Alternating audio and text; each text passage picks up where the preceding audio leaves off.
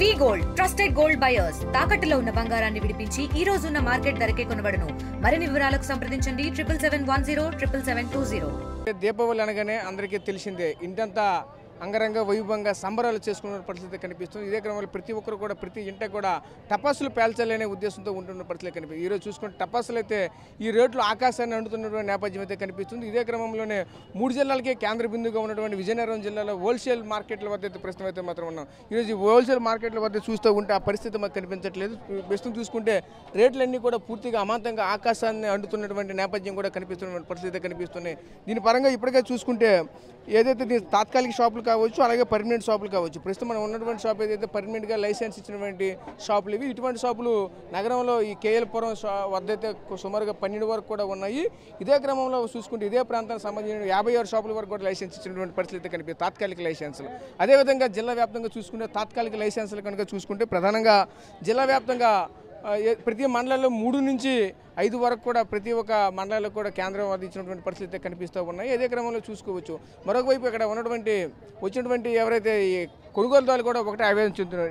ఏదైతే ఈ ధరలు ఏవవుతున్నాయి ధరలపై నియంత్రణ లేదంటూ కూడా మరొక వైపు చెప్తున్నారు. దీనికి సంబంధించి రెవెన్యూ సిబ్బంది కావచ్చు, అవతల పోలీసు సిబ్బంది కావచ్చు, అలాగే మరొక వైపు ఉన్నటువంటి ఏదైతే దీనికి ఫైర్ అండ్ సేఫ్టీకి సంబంధించిన ఎవరు కూడా పూర్తిగా దీనిపై నియంత్రణ లేకుండా ఉన్నటువంటి పరిస్థితి అయితే ఉన్నాయంటూ కూడా చెప్పుకొస్తున్న నేపథ్యం అయితే కనిపిస్తుంది. ముఖ్యంగా మనం అయితే చూడొచ్చు, ఒకవైపు రెవెన్యూలో కూడా విపరీతంగా వసూలు చేశారంటూ కూడా పలు ఆరోపణలు కూడా వస్తున్న నేపథ్యం కూడా కనిపిస్తుంది. ముఖ్యంగా చూసుకుంటే ఒక షాపు పెట్టాలంటే ఏదైతే తాత్కాలికంగా ఉన్నటువంటి ఏవైతే షాపులు ఉన్నాయో తాత్కాలికంగా 3 రోజులకి ఒక తాత్కాలిక లైసెన్స్ ఇచ్చినటువంటి షాపులకి అయితే సుమారుగా 1050 రూపాయల వరకు కూడా లైసెన్స్ ఫీజులు దీనికి సంబంధించినవి ఫీజులు అయితే తీసుకోవాలి. అదేవిధంగా అదనంగా వసూలు చేశారంటూ కూడా ఆరోపణలు అయితే వస్తున్న నేపథ్యం కూడా కనిపిస్తుంది. ముఖ్యంగా చూసుకుంటే ఉమ్మడి విజయనగరం జిల్లాకు సంబంధించినటువంటి ఏవైతే ప్రతి మండలాల్లో ఉన్నటువంటి సుమారుగా 3 నుంచి 5 షాపుల వరకు కూడా పర్మిషన్ ఇచ్చిన పరిస్థితి కనిపిస్తుంది.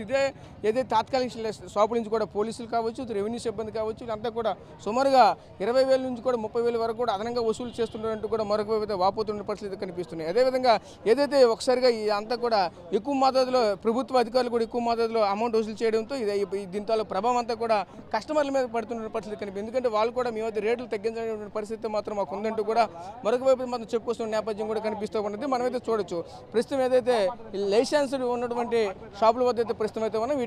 ఇవే కాకుండా ఇక్కడ చుట్టుపక్కల చూసుకుంటే ఇదంతా కూడా ఒక పెద్ద మార్కెట్గా చెప్తూ ఉంటారు. ఈరోజు చూసుకుంటే ఇంత పెద్ద మార్కెట్ కూడా ఈరోజు పూర్తిగా ఆ రేట్లు అయితే హోల్సేల్ రేట్లు కనిపించినటువంటి పరిస్థితి. ఇంతకు ముందు చూసుకుంటే విపరీతంగా రేట్లు అయితే మాత్రం బాగా తగ్గించే ఉండేవి. ఈరోజు చూసుకుంటే పూర్తిగా ఆకాశాన్ని అంటుతున్నాయి అంటూ కూడా చెప్పుకొస్తున్న నేపథ్యం కూడా కనిపిస్తూ ఉన్నది. ఇదే క్రమంలో మనతో పాటు మాట్లాడడానికి ఇక్కడ వచ్చిన కస్టమర్లు కూడా ఉన్నాయి. కస్టమర్లతో వాళ్ళ మాటలు ఏమనుకుంటారో అడిగి తెలుసుకునే ప్రయత్నం చేద్దాం.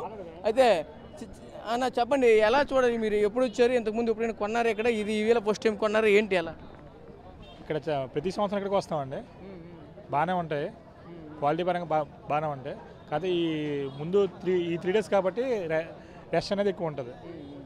అంటే హోల్సేల్ మార్కెట్ కదా, ఇప్పుడు హోల్సేల్ రేట్లో దొరకట్లేదు అంటూ కూడా బయట వస్తున్నటువంటి కథనాలు అయితే ఉన్నాయి.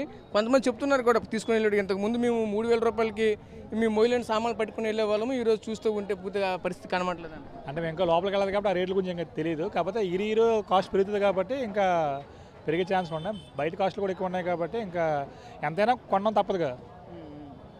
అంటే మీరు పిల్ల పాపలతో వచ్చారు, ఎలా అనిపిస్తుంది? సందడి వాతావరణం ఆల్రెడీ కనిపిస్తుంది. మరి పిల్లల కోసమే కదా ఇప్పుడు అంతా ఏదైనా చేసిన.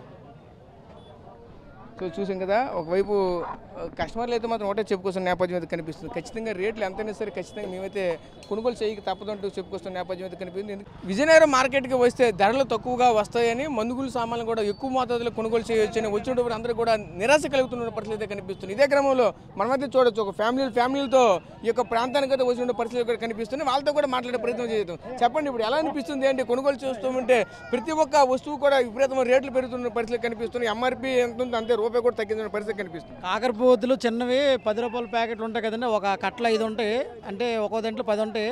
అవి ప్యాకెట్ వచ్చేసి 300 రూపాయలు చెప్తానండి. ఇప్పుడు మేము 50 కిలోమీటర్ల దూరం నుంచి వచ్చామండి. మా తమ్ముడు మా బావలందరం తీసుకుని వచ్చాను. ఇక్కడ రేట్లు తక్కువ ఉంటాయి కదనేసి ఏదో కేఎల్పురం అని ఇక్కడ ఉంటుంది అనేసి మేము తక్కువ రేటుగా వచ్చాము. కానీ ఇక్కడ ఏ సుంచిపుట్టు కొనాలన్నా ఒక కాకరపోతు కొనాలన్నా హైలీ రేట్లు ఉన్నాయండి. ఎవరు కూడా పట్టించుకోవట్లేదు. జనాలు వచ్చిన కొనుక్కొని వెళ్ళిపోతున్నారు. పేదలాగా అలా ఉంటారండి. అదండి. మరి రేట్లు కూడా ఎవరు అడిగిన వాళ్ళు లేరు ఇక్కడ. వాళ్ళ ఇష్టాసారంగా ఎంఆర్పి 470 ఉందనుకోండి, 200కి 300కి ఇచ్చేదని అంటాను. అసలు రేట్ అది కాదు. అది దాన్ని అడిగిన వాళ్ళు ఎవరు కూడా లేరు. వాళ్ళకి నచ్చిన రేట్లో వాళ్ళు అమ్ముకొని వెళ్ళిపోతానండి. 50 కిలోమీటర్ ప్రభుత్వం మనకి ఇదే విధంగా షాపులు ఏమైనా గవర్నమెంట్ షాపులు ఏర్పాటు చేస్తే కొంచెం తక్కువ వస్తాయని మేము ఆశిస్తాను. బాగుంటుంది ఓన్ షాపులాగా. పోనీ మీరు అన్నట్టు ఏదో తక్కువ రేటు బాగుంటుంది, కానీ వీళ్ళు నచ్చినంత రేట్లు చెప్తే ఇంకెక్కడ కొంటాం. లోపలికి వెళ్ళిన తర్వాత ఈ రేట్ ఎంత అంతే అంతే మాట్లాడటం మరి లేదంగా. అది మీరు తగ్గిస్తే కొంచెం బాగుంటుంది. మీ దయ వల్ల టీవీలో పడ్డది. మీరు ఎక్కడి నుంచి వచ్చారు? మేము ఏటాగ్రహారం నెల్లిమర్ల మండలం, విజయనగరం జిల్లా అండి. ఇక్కడికి మా ఊరికి దాదాపు ఒక 40 కిలోమీటర్లు ఉంటుందండి. మేము ఈరోజు సెలవు పెట్టుకుని ఇక్కడ కేఎల్పురం ఇక్కడికి వచ్చామండి. ప్రతి సంవత్సరం కూడా ఇక్కడ రేట్లు తక్కువ ఉంటాయి అంటే కానీ అసలు ఇక్కడికి వచ్చి యాక్చువల్ కొంటే 3000 రూపాయలకి ఇవ్వండి ఒక కొంచెం వస్తారు సరుకులు ఉడుకుని అందరూ వెళ్ళిపోతాను ఆల్రెడీ. మేము ఇంకా ఎలా తిరుగుతున్నాం ఎక్కడ తక్కువ రేట్ ఏంటని చూస్తున్నాం, కానీ ఇంక ఇప్పుడు వచ్చి మేము కొనుక్కోలేదు. దీపావళి ఇప్పుడు ఇక్కడ ఉండే రేట్లకైతే మేము చేయండి. మామూలుగా ఏదో ఒక బిల్ల ఏదో కొనుక్కుని ఇంటికి వెళ్ళిపోతామండి. అది ఇక మా పిల్లలు, మా చెల్లెలు, ఇక మా తమ్ముడు అందరూ వచ్చారండి. దాదాపు 10 మంది వచ్చామండి మేము. ముఖ్యంగా చూడవచ్చు.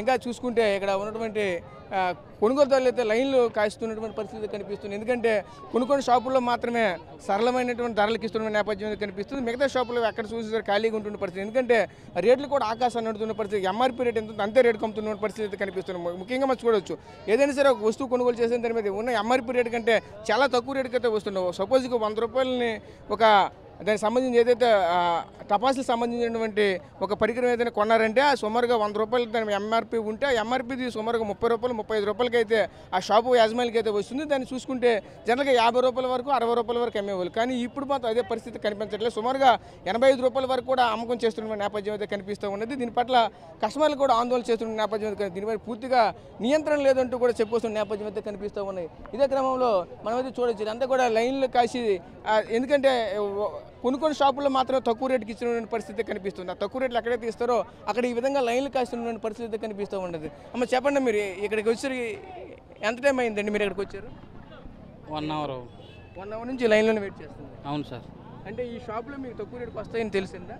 లేదు సార్, ఎప్పుడు ఎక్కడే కొంటున్నాం కానీ రేట్లు తగ్గట్లేదు, పెరుగుతున్నాయి. ప్రతి ఇయర్ అలా పెరుగుతున్నాం. ఎప్పుడు ఎక్కడికి వస్తామని డైలీ వస్తున్నాం. ఓకే. అంటే ప్రతి ఏటా మేము ఇక్కడికి వస్తాం కాబట్టి వచ్చామని చెప్తున్నారు తప్ప కానీ ఆ రేట్ల విషయం కూడా, ఎందుకంటే మేము ఇంకా రేట్ల విషయం కూడా మాకు తెలియదంటూ చెప్తున్నారు. ఇక్కడ లైన్లోనే గంటల తరబడి వెయిట్ చేస్తున్న నేపథ్యం కూడా కనిపిస్తూ ఉన్నది. అలాగే ఇంకొంతమంది అయితే ఉన్నారు, వాళ్ళతో కూడా మాట్లాడే ప్రయత్నం చేద్దాం. చెప్పండి, మీరు ఎక్కడి నుంచి వచ్చారు, ఎలా అనిపిస్తుంది? రణస్థలం వచ్చారు. రణస్థలం అని శ్రీకాకుళం జిల్లా నుంచి వచ్చారు. మరి మీకు అక్కడికంటే ఇక్కడ తక్కువ రేటు కనిపిస్తుందా? కొంచెం మార్కెట్ చూసుకోవాలి, మనకి అంతగా తెలియదు. అక్కడికి ఇక్కడ కొంచెం డిఫరెన్స్ ఉంటుంది అంత. అంటే డిఫరెన్స్ అంటే ఎంతలో ఉంటుంది? సపోజ్ ఒక 5000 రూపాయలు సరుకులు కొంటే దానిపైన ఎంత మీకు తగ్గే అవకాశం ఉంటుంది? కొంచెం ఏదో 200, 300 దగ్గర. ఓకే. కానీ ఇక్కడ మంచి దొరుకుతాయి రావడం. ఓకే. అంటే ఇక్కడికి వచ్చిన క్వాలిటీ వస్తాయినా? క్వాలిటీ. మీరు చెప్పండి, ఎక్కడి నుంచి వచ్చారు? మేము రణస్థలం నుంచి. మీరు కూడా అంటే అంత దూరం నుంచి ఇక్కడికి ఎందుకు వచ్చారు? బాగుంటాయని, సరుకు బాగుంటుందని, కాలుతాయని. ఓకే. సో చూసాం కదా, ఇక్కడ వచ్చినటువంటి కస్టమర్లు కూడా చూసుకుంటే శ్రీకాకుళము, విజయనగరము, అలాగే విశాఖపట్నము, ఒకవైపు ఒరిస్సా నుంచి కూడా చాలా దూరాల నుంచి కూడా ఈ యొక్క ప్రాంతాలకైతే వస్తున్న నేపథ్యం కూడా కనిపిస్తుంది. ఎందుకంటే ఒక బ్రాండ్గా ఎప్పుడైతే ఉన్నటువంటి ప్లేస్ ఇదంతా కూడా, ఎందుకంటే 3 జిల్లాలకు కూడా ఒక హబ్గా ఉండేది. ఇక్కడ మందుగులు సామాన్లు ఏమైనా కొనుగోలు చేయాలంటే ఇక్కడ నుంచి కొనుగోలు చేయడం నేపథ్యం అయితే ఉండేది. ప్రస్తుతం చూసుకుంటే ఆ పరిస్థితి మాత్రం లేదు. కానీ పాత ఏదైతే ఆ పేరు ఉందో ఆ పేరు ఆధారంగా అయితే మాత్రం అందరూ కూడా వస్తున్న నేపథ్యం కూడా కనిపిస్తూ ఉన్నది. అయితే మరొకటి కూడా చెప్తున్నారు, ఈ ప్రాంతంలో కొనుగోలు చేస్తే ఖచ్చితంగా ఏది కూడా ఫెయిల్ అవ్వకుండా ప్రతి ఒక్కరు కూడా కాలుతాయి అంటూ కూడా మరొక చెప్పుకొస్తున్న నేపథ్యం కూడా కనిపిస్తూ ఉన్నది. ప్రస్తుతం చూసుకుంటే ఏదేమంటే అంతా కూడా ఒకవైపు చూసుకుంటే ఈ మార్కెట్ అంతా కూడా ఒకవైపు బోసిపోయినటువంటి పరిస్థితులు కూడా కనిపిస్తూ ఉన్నాయి. ఇంతకుముందు చూసుకుంటే వేలాది లక్షలాది జనాలు అయితే ఈ యొక్క ప్రాంతంలో ఉండేవాళ్ళు. ప్రస్తుతం చూసుకుంటే ఆ పరిస్థితి మాత్రం ఉండట్లేదు. ప్రస్తుతం ఇది ఇక్కడ తాజా పరిస్థితి. కెమెరా పర్సన్ నాయుడుతో రాజేష్, RTV, విజయనగరం నుంచి. తెలుగులో ఫాస్టెస్ట్ న్యూస్ ఇప్పుడు కొత్త అవతారంలో 5 సెకండ్లోనే పూర్తి వార్తా సమాచారం మీ చేతిలో. సోషల్ మీడియా ట్రెండ్స్ మీ కళ్ళ ముందుకే live TV and voice search ఆప్షన్స్తో ఇప్పుడే డౌన్లోడ్ చేయండి. యాప్ లింక్ డిస్క్రిప్షన్లో ఉంది.